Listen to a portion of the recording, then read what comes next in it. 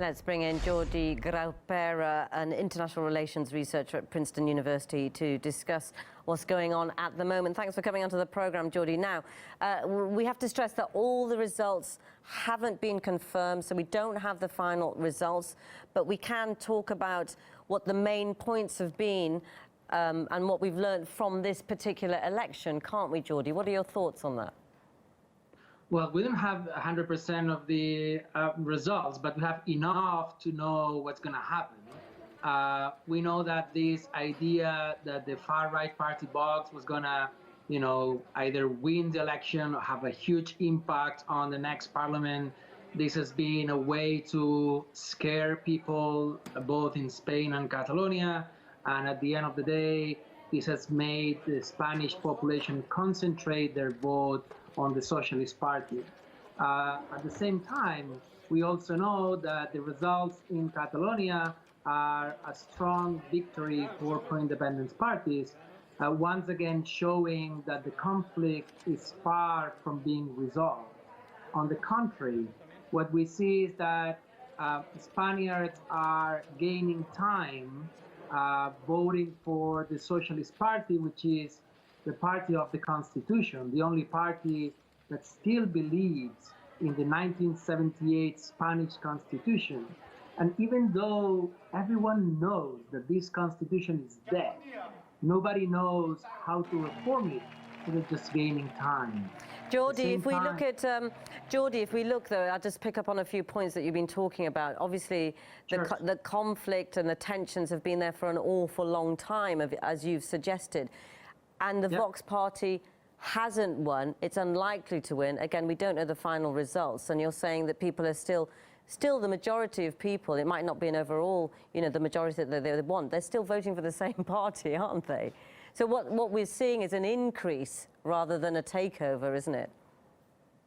Yeah, there's a shift. Some voters of the right-wing party, Partido Popular, have moved towards this far-right party, Spanish nationalist party, Vox. This we saw already in the regional elections in Andalusia last year, and we're seeing the same pattern in the whole of Spain. I don't think this shows any takeover of nostalgics of Francoism of Spanish politics more than we're used to. Because as you well know, Spanish institutions are, fed with nostalgics of Francoism and ideas that are too conservative for contemporary democracies. The fact that now these ideas are made explicit in a political party might be healthy democratically, because we all will see without concealment what these ideas really mean. Yeah, I mean, just very quickly, Jordi, because we don't have that much time, but how significant is this breakthrough by the Vox Party?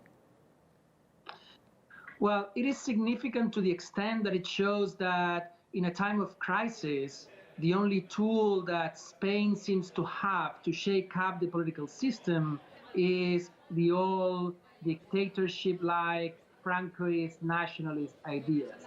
And this is worrisome after 40 years of democracy, that still this is the only tool that Spain has.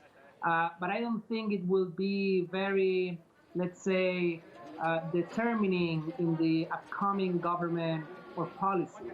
If this fails, if Spain keeps failing in solving its main national problem, then yes, the fact that Vox, that the far right is in parliament, could mean that a new voice could take over the minds and hearts of hardcore Spaniards.